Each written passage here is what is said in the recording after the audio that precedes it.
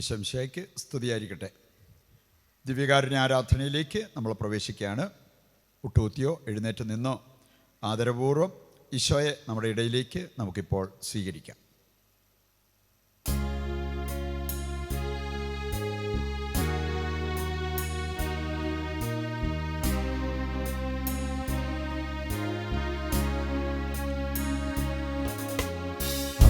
ആരാധന ആരാധന ആരാധന ആരാധന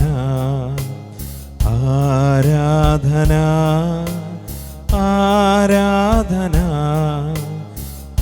ആരാധന ആരാധന എൻ ജീവിതത്തിൻ്റെ സൗഭാഗ്യമേ, എന്നാത്മാവിൻ സായുജ്യമേ,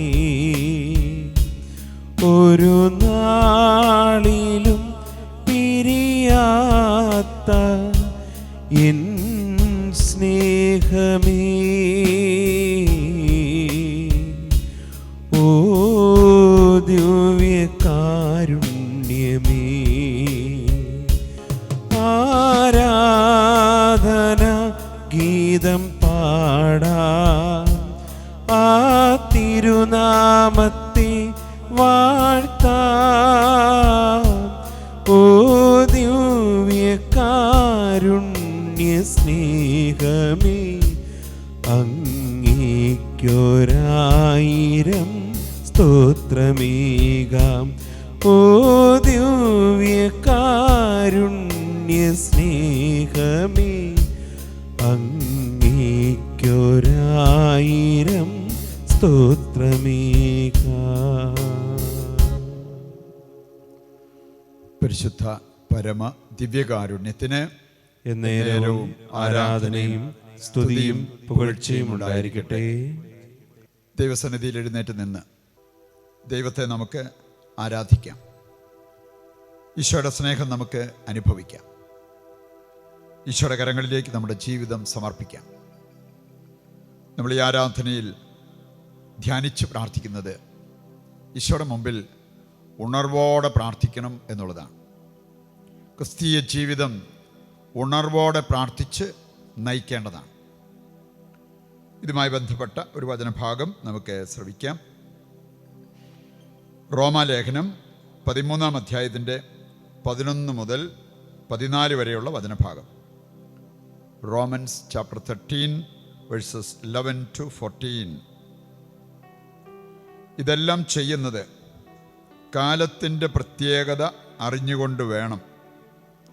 നിദ്ര വിട്ടുണരേണ്ട മണിക്കൂറാണല്ലോ ഇത്. എന്തെന്നാൽ ഇപ്പോൾ രക്ഷ നമ്മളാരും പ്രതീക്ഷിച്ചിരുന്നതിനേക്കാൾ കൂടുതൽ അടുത്തെത്തിയിരിക്കുന്നു. രാത്രി കഴിയാറായി, പകൽ സമീപിച്ചിരിക്കുന്നു. ആകയാൽ നമുക്ക് അന്ധകാരത്തിൻ്റെ പ്രവൃത്തികൾ പരിത്യജിച്ച് പ്രകാശത്തിൻ്റെ ആയുധങ്ങൾ ധരിക്കാം. പകലിന് യോജിച്ച വിധം നമുക്ക് പെരുമാറാം. സുഖലോലുപതയിലോ മദ്യലഹരിയിലോ അഭിഹിതവേഴ്ചയിലോ വിഷയാസക്തിയിലോ കലഹങ്ങളിലോ അസൂയയിലോ വ്യാപരിക്കരുത്. പ്രത്യുത കർത്താവായ യേശുക്രിസ്തുവിനെ ധരിക്കുവിൻ. ദുർമോഹങ്ങളിലേക്ക് നയിക്കത്തക്ക വിധം ശരീരത്തെപ്പറ്റി ചിന്തിക്കാതിരിക്കുവിൻ. ദൈവസന്നിധിയിൽ നമുക്ക് എഴുന്നേറ്റ് നിൽക്കാം. ഈ വചനഭാഗം നമ്മെ ഓർമ്മിപ്പിക്കുന്ന കാര്യം ഹൃദയത്തിലേക്ക് ഏറ്റെടുത്ത് ഈ ആരാധനയിൽ നമുക്ക് പ്രാർത്ഥിക്കാൻ സാധിക്കട്ടെ.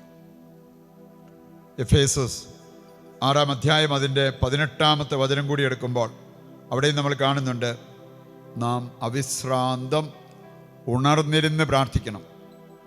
വിശ്രമമന്യേ ഉണർന്നിരുന്ന് പ്രാർത്ഥിക്കണം. ഈ പ്രാർത്ഥനയാണോ നമ്മൾ നടത്താറുള്ളത്, അതോ അതിലേറെ വിശ്രമമാണോ നമ്മൾ എടുക്കാറുള്ളത്? തിരിച്ചറിവ് നമ്മുടെ ജീവിതത്തിൽ മാറ്റം വരുത്തുവാൻ നമ്മളെ സഹായിക്കും. അവിശ്രാന്തം ഉണർന്നിരുന്ന് എല്ലാവർക്കും വേണ്ടി പ്രാർത്ഥിക്കുവാനുള്ള ദൗത്യമുള്ളവരാണ് ക്രിസ്ത്യാനികൾ. കർത്താവേ, ഞങ്ങളുടെ ചുറ്റും പലതും സംഭവിക്കുന്നു. ഞങ്ങളുടെ തന്നെ ജീവിതത്തിലും കുടുംബത്തിലും പല സംഭവങ്ങൾ കർത്താവെ, വേദനയുളവാക്കുന്ന സംഭവങ്ങൾ, ദാരുണമായ സംഭവങ്ങൾ, അതെല്ലാം ഞങ്ങളെ ക്ഷണിക്കുന്നത് പ്രാർത്ഥനയിലേക്കാണ്. കണ്ണീരോടെ പ്രാർത്ഥിക്കുവാൻ, ഉണർന്നിരുന്ന് പ്രാർത്ഥിക്കുവാൻ, വിശ്വാസത്തോടെ പ്രാർത്ഥിക്കുവാൻ, വിശുദ്ധിയോടെ പ്രാർത്ഥിക്കുവാൻ ഞങ്ങളെ സഹായിക്കണമെന്ന് യാചിച്ചുകൊണ്ട് നമുക്കിപ്പോൾ നമ്മുടെ ദൈവത്തെ, ജീവിക്കുന്ന ദൈവത്തെ ലോകം മുഴുവന് വേണ്ടിയും ആരാധിച്ച് സ്തുതിച്ച് പാടി പ്രാർത്ഥിക്കാം.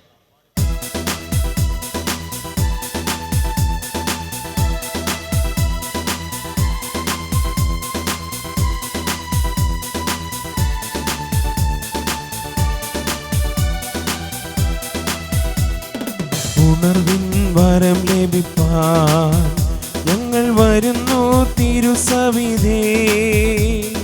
നാഥാ, നിന്റെ വൻ കൃപകൾ ഞങ്ങൾ കരുളൂ, അനുഗ്രഹിക്കൂ. നാഥാ, നിന്റെ വൻ കൃപകൾ ഞങ്ങൾ കരുളൂ, അനുഗ്രഹിക്കൂ. ഉണർവിൻ വരം ലഭിപ്പാൻ ഞങ്ങൾ വരുന്നു തിരുസവിധേ. നാഥാ, നിന്റെ വൻ കൃപകൾ ഞങ്ങൾ കരുളൂ, അനുഗ്രഹിക്കൂ. നാഥാ, നിന്റെ വൻ കൃപകൾ ഞങ്ങൾ കരുളൂ, അനുഗ്രഹിക്കൂ.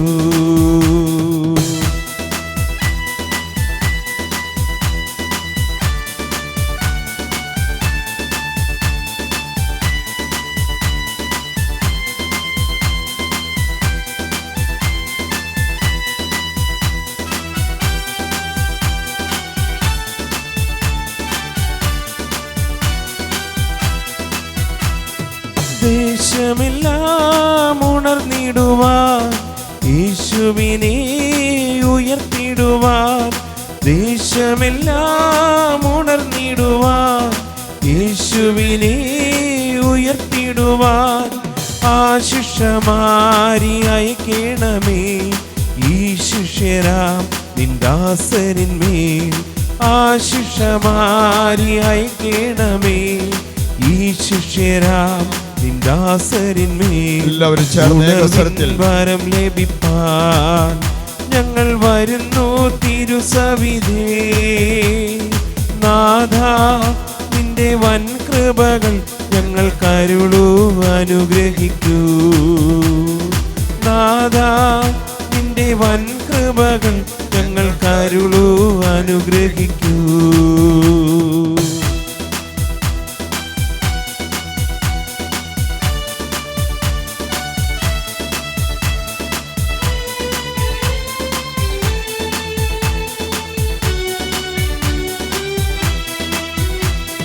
തിരുനാമം പാടിടുവാൻ, തിരുവചനം ധ്യാനിക്കുവാൻ.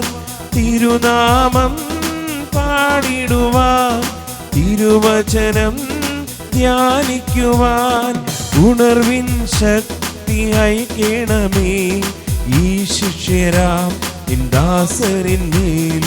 ഉണർവിൻ ശക്തി അയക്കണമേ ഈ ശിഷ്യരാം നിന്ദാസരിന്മേൽ. ഉണർവിൻ വരം ലഭിപ്പാൻ ഞങ്ങൾ വരുന്നു തിരുസവിധേ. നാഥാ, നിന്റെ വൻ കൃപകൾ ഞങ്ങൾ കരുളൂ, അനുഗ്രഹിക്കൂ. നാഥാ, നിന്റെ വൻ കൃപകൾ ഞങ്ങൾ കരുളൂ, അനുഗ്രഹിക്കൂ. ഉണർവിൻ വരം ലഭിപ്പാൻ ഞങ്ങൾ വരുന്നു തിരുസവിധേ. നാഥാ, നിന്റെ വൻ കൃപകൾ ഞങ്ങൾ കരുളൂ, അനുഗ്രഹിക്കൂ. നാഥാ, നിന്റെ വൻ കൃപകൾ ഞങ്ങൾ കരുളൂ, അനുഗ്രഹിക്കൂ. നാഥാ, നിന്റെ വൻ കൃപകൾ ഞങ്ങൾ കരുളൂ, അനുഗ്രഹിക്കൂ. ഒരു പുതിയ ആത്മീയ ഉണർവും ആത്മീയ അഭിഷേകവും ആഗ്രഹിച്ച് അല്പസമയം നമുക്ക് ദൈവത്തെ സ്തുതിച്ച് മഹത്വപ്പെടുത്താം. Hallelujah, hallelujah.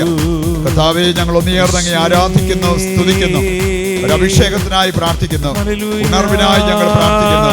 ആത്മീയമായി ഞങ്ങളെ ഉണർത്തണമേ. പ്രാർത്ഥനയിൽ ഞങ്ങളെ ഉണർത്തണമേ. വചനത്തിൽ ഞങ്ങളെ ഉണർത്തണമേ. വിശ്വാസത്തിൽ ഞങ്ങളെ ഉണർത്തണമേ. Hallelujah, hallelujah, hallelujah. കർത്താവേ, ഞങ്ങൾ ഒന്നുചേർന്ന് അങ്ങയെ വിളിച്ച് പ്രാർത്ഥിക്കുന്നു. കർത്താവേ, ലോകം മുഴുവന്റെ മേലും അവിടുത്തെ കരുണയും കൃപയും വർഷിക്കണമെന്ന് ഞങ്ങൾ പ്രാർത്ഥിക്കുന്നു. Hallelujah, hallelujah.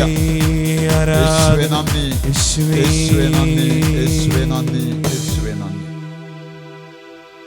സംസ്ഥാനങ്ങളിരിക്കുമ്പോൾ നമ്മുടെ ഉള്ളിലും നമ്മുടെ ശരീരത്തിലും ആത്മീയമായ ഒരു ഉണർവ് ഒന്ന് നിറയുവാൻ നമുക്ക് ആഗ്രഹിച്ച് പ്രാർത്ഥിക്കാം. പ്രാർത്ഥനയിൽ അസാധാരണമായ അനുഭവങ്ങൾ പോലും ഉണ്ടായ എത്രയോ വ്യക്തികൾ, എത്രയോ ബൈബിൾ കഥാപാത്രങ്ങൾ നമ്മുടെ ജീവിതത്തിലും ഉണ്ടാകാം. നമുക്ക് ആഗ്രഹിച്ച് പ്രാർത്ഥിക്കാം. കർത്താവേ, ഞങ്ങളുടെ വിളി മനസ്സിലാക്കിയ വിളിക്കനുസരിച്ച് ജീവിക്കുവാൻ വേണ്ട കൃപ നൽകണമേ എന്ന് പ്രാർത്ഥിക്കുക. ഏതാനും വചനങ്ങൾ നമ്മുടെ ഹൃദയത്തിൻ്റെ ആഴങ്ങളിലേക്ക് നമുക്കെടുക്കാം. 1 തെസ്സലോനിക്ക 5-ാം അധ്യായത്തിൻ്റെ 6 മുതൽ വായിക്കുമ്പോൾ, അതിനാൽ മറ്റുള്ളവരെ പോലെ ഉറങ്ങിക്കഴിയാതെ നമുക്കുണർന്ന് സുബോധമുള്ളവരായിരിക്കാം. ഉറങ്ങുന്നവർ രാത്രിയിലാണ് ഉറങ്ങുന്നത്. മദ്യപിച്ചുന്മത്തരാകുന്നവർ രാത്രിയിലാണ് ഉന്മത്തരാകുന്നത്. പകലിൻ്റെ മക്കളായ നമുക്ക് വിശ്വാസത്തിൻ്റെയും സ്നേഹത്തിൻ്റെയും കവചവും രക്ഷയുടെ പ്രത്യാശയാകുന്ന പടത്തൊപ്പിയും ധരിച്ച് സുബോധമുള്ളവരായിരിക്കാം. ഏതാനും നിമിഷങ്ങൾ നിശബ്ദതയും ഈ വചനഭാഗം നമ്മോട് സംസാരിക്കുവാൻ നമുക്ക് ആഗ്രഹിക്കാം. നാം ഉറങ്ങിക്കഴിയേണ്ടവരല്ല, ഉണർന്ന് സുബോധമുള്ളവരായിരിക്കേണ്ടവരാണ്. നമ്മുടെ സുബോധം കെടുത്തുന്ന പല പാപങ്ങളെക്കുറിച്ച് നമ്മൾ കാണുകയുണ്ടായി. പകരം ആത്മീയ പ്രകാശം നമ്മുടെ ജീവിതത്തിൽ വന്ന് നിറയണം. വിവേകത്തിൻ്റെ വരം, ദൈവിക ജ്ഞാനത്തിൻ്റെ വരം നമുക്ക് ലഭിക്കണം. നമുക്ക് ആഗ്രഹത്തോടെ പ്രാർത്ഥിക്കാം. കർത്താവ് നമ്മോട് സംസാരിക്കുവാൻ ആഗ്രഹിച്ച് ഹൃദയം കൊണ്ട് ദൈവത്തോട് നമുക്ക് സംസാരിച്ചു കൊണ്ടിരിക്കാം.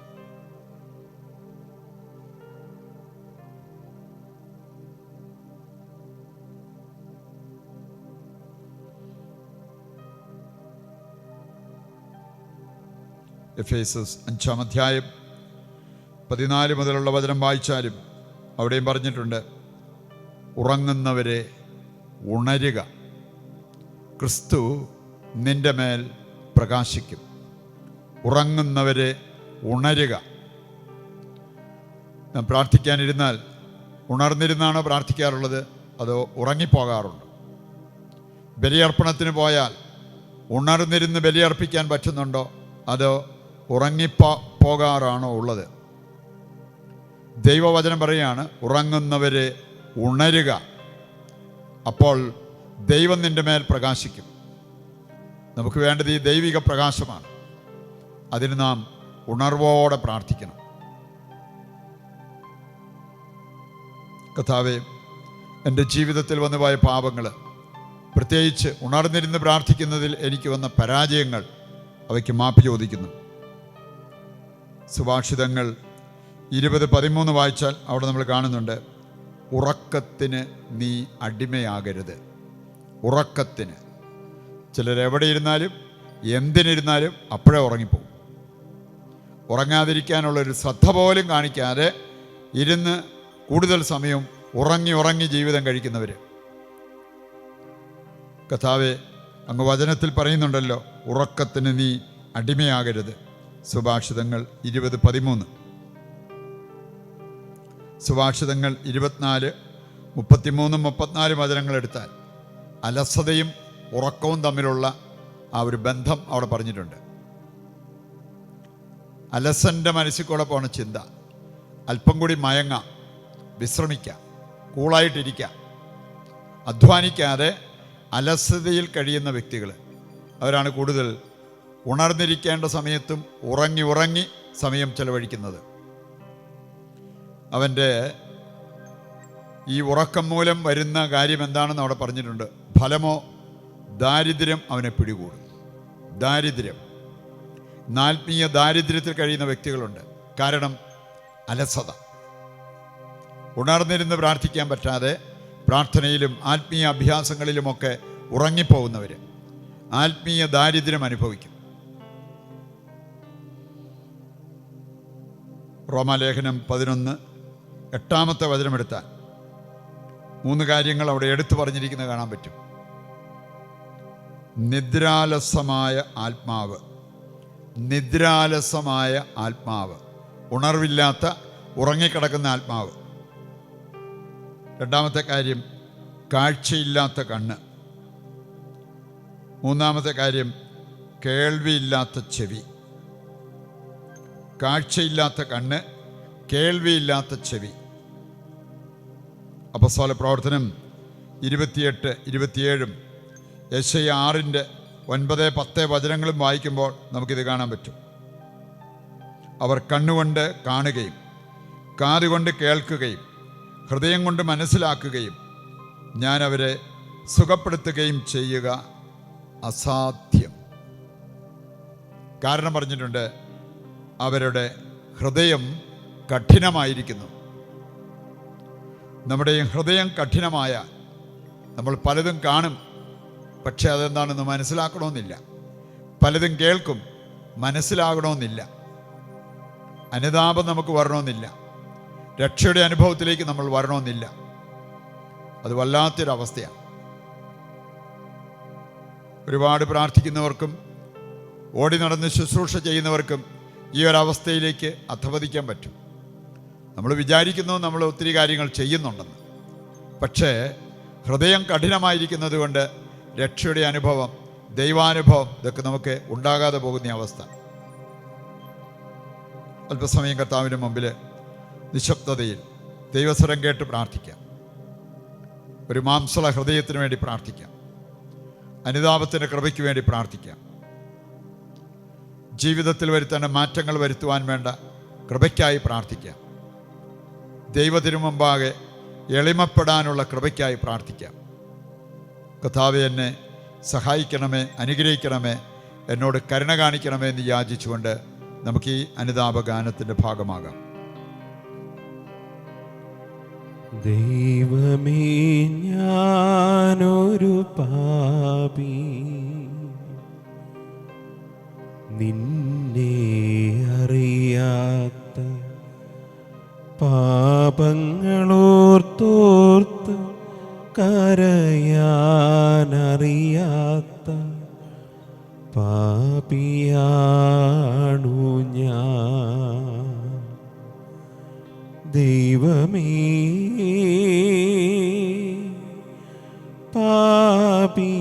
പാപിയാണു ഞാൻ. ഒരു നാളിലെന്നെ പേർ ചൊല്ലി വിളിച്ചൻ മാതാവിനുദരത്തിൽ വളർത്തി.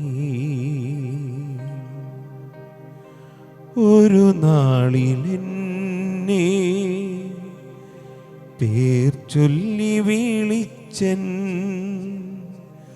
മാതാവിനുദരത്തിൽ വളർത്തി. പിന്നെയോ പൈതലായി മാറോടു ചേർത്തു മഹിതലെ കാത്തു പുലർത്തി. എങ്കിലും ദൈവമേ, ഞാനതു മറന്നു, നിന്നെയോർക്കാതെ നടന്നു, നിന്നെയോർക്കാതെ നടന്നു. ദൈവമേ, ഞാനൊരു പാപി, നിന്നെ അറിയാത്ത പാപങ്ങളോർത്തോർത്ത് കരയാനറിയാത്ത പാപിയാണു പാപിയാണു ഞാൻ, ദൈവമേ പാപിയാണു ഞാൻ. അല്പസമയം കർത്താവിൻ്റെ സന്നിധിയിൽ ഹൃദയം കൊണ്ട് അനുതപിക്കാം, ഉള്ളിൽ കരയാം, നമ്മുടെ പാപങ്ങൾ ദൈവത്തിന് മുമ്പിൽ ഏറ്റുപറയാം. ദൈവത്തിൻ്റെ കരുണയ്ക്കായി നമുക്ക് പ്രാർത്ഥിച്ചുകൊണ്ടിരിക്കുകയും ചെയ്യാം.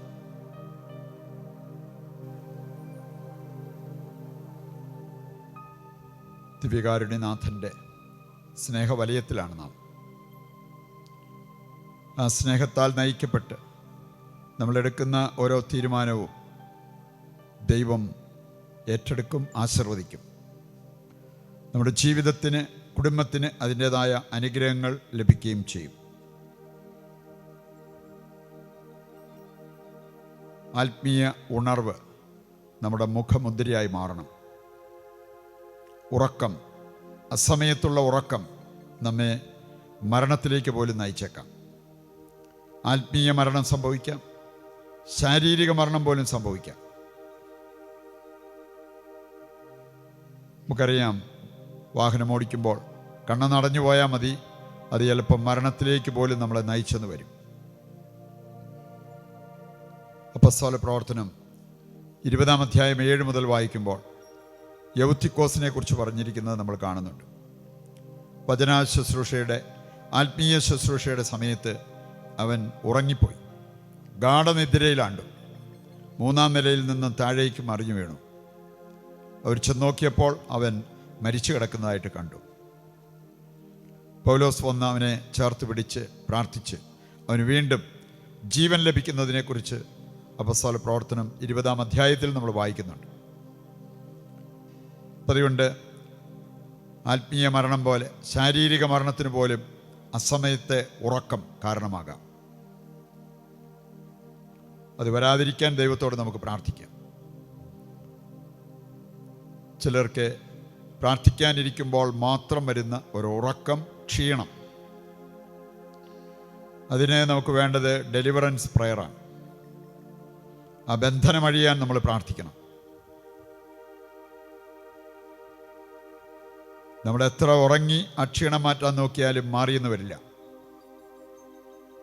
കർത്താവേ, ഈ ഒരു തിരിച്ചറിവ് ഞങ്ങൾക്ക് നൽകണമേ എന്ന് ദൈവത്തോട് പ്രാർത്ഥിക്കാം.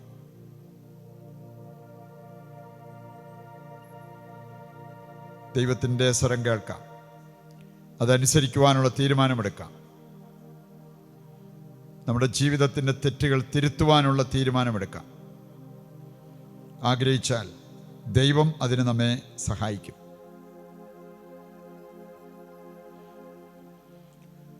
ലൂക്കായുടെ സുവിശേഷം 12-ാം അധ്യായമോ മത്തായിയുടെ സുവിശേഷം 24-ാം അധ്യായമോ എടുത്താൽ അവിടെ നമ്മൾ കാണുന്ന വിലപിടിപ്പുള്ള ഒരു സന്ദേശമുണ്ട്.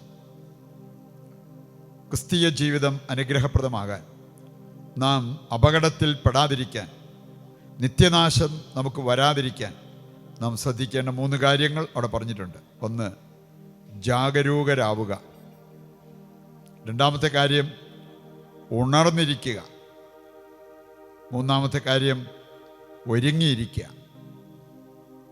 ബി വിജിലൻറ്റ്, ജാഗരൂകരായിരിക്കുക. ബി അവൈക്ക്, ഉണർന്നിരിക്കുക. ഉണർന്നിരിക്കേണ്ട സമയത്ത് ഉറങ്ങിപ്പോകരുത്. ഉറങ്ങേണ്ട സമയത്ത് ഉറങ്ങണം. ആവശ്യത്തിന് വിശ്രമമെടുക്കണം. പക്ഷെ അത് ഓവർ ദ ലിമിറ്റ് ആകരുത്, അതിരുവിട്ട ഒരു വിശ്രമം ആകരുത്. ബി റെഡി, എപ്പോഴും ഒരുങ്ങിയിരിക്കുക. നമുക്കറിയില്ല നമ്മുടെ മരണസമയം, നമുക്കറിയില്ല എപ്പോഴാണ് ലോകാവസാനം. അപ്പം അതുകൊണ്ട് കർത്താവ് പറഞ്ഞിരിക്കുന്നൊരു കാര്യം, എപ്പോഴും റെഡിയായിട്ടിരിക്കുക. ഈ കാര്യങ്ങൾ ഹൃദയത്തിൽ ഉറപ്പിച്ച് അതനുസരിച്ച് ജീവിക്കുവാനുള്ള ഒരു കൃപയ്ക്കായി പ്രാർത്ഥിച്ചുകൊണ്ടിരിക്കുക. നിങ്ങളുടെ എല്ലാ അവസ്ഥകളെയും നിങ്ങളുടെ എല്ലാ ആവശ്യങ്ങളെയും ഇപ്പോൾ കർത്താവിൻ്റെ കരങ്ങളിൽ ഏൽപ്പിച്ച് പ്രാർത്ഥിച്ചുകൊണ്ടിരിക്കട്ടെ. കരുണയുള്ള കർത്താവേ, ദിവ്യകാരുണ്യനാഥ, അവിടുത്തെ ശക്തി, അവിടുത്തെ സ്നേഹം, അവിടുത്തെ വാത്സല്യം, അവിടുത്തെ കാരുണ്യം ഈ മക്കളുടെ മേൽ അയക്കണമെന്ന് പ്രാർത്ഥിക്കുന്നു. കർത്താവേ, അത് ഇവരിൽ സൗഖ്യവും സമാധാനവും അഭിഷേകവുമായി മാറട്ടെ എന്ന് പ്രാർത്ഥിക്കുന്നു.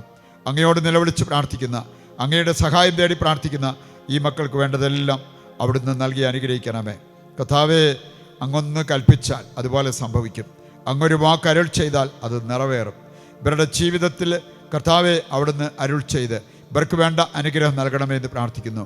ഇവരുടെ കുടുംബത്തെ, കുടുംബാംഗങ്ങളെ അവിടുന്ന് അനുഗ്രഹിക്കണമേ എന്ന് പ്രാർത്ഥിക്കുന്നു. കർത്താവെ, ബലിയർപ്പിക്കുമ്പോഴും പ്രാർത്ഥിക്കുമ്പോഴും അങ്ങയെ കണ്ടുമുട്ടുവാനും അങ്ങയുടെ സ്നേഹം അനുഭവിക്കുവാനും ആ സ്നേഹ അനുഭവത്തിൽ ജീവിക്കുവാനും ഇവരെ സഹായിക്കണമേ എന്ന് പ്രാർത്ഥിക്കുന്നു. ആത്മീയ ഉണർവ് നൽകി ഈ മക്കളെ അനുഗ്രഹിക്കണമേ എന്ന് പ്രാർത്ഥിക്കുന്നു. പ്രിയപ്പെട്ടവരെ, കെട്ടുവാനും അഴിക്കുവാനും സുഖപ്പെടുത്തുവാനും വിശുദ്ധീകരിച്ച് അഭിഷേകം ചെയ്യുവാനും കർത്താവ് നൽകിയിരിക്കുന്ന അധികാരത്തിന് കീഴിൽ നിന്നുകൊണ്ട് നിങ്ങളെയും നിങ്ങളുടെ കുടുംബങ്ങളെയും കുടുംബാംഗങ്ങളെയും ആശീർവദിച്ച് അനുഗ്രഹിക്കുന്നു. പിതാവിൻ്റെയും പുത്രൻ്റെയും പരിശുദ്ധാത്മാവിൻ്റെയും നാമത്തിൽ ആമേൻ. ശിരസ്സ് നമിച്ച് ദിവ്യകാരുണ്യത്തിൻ്റെ ആശീർവാദം നമുക്കിപ്പോൾ സ്വീകരിക്കാം.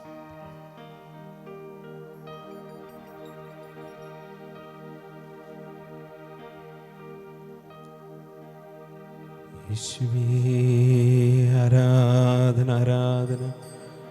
Hallelujah hallelujah. യേശുവേ, ആരാധന ആരാധന. യേശുവേ, ആരാധന ആരാധന. Hallelujah hallelujah. യേശുവേ,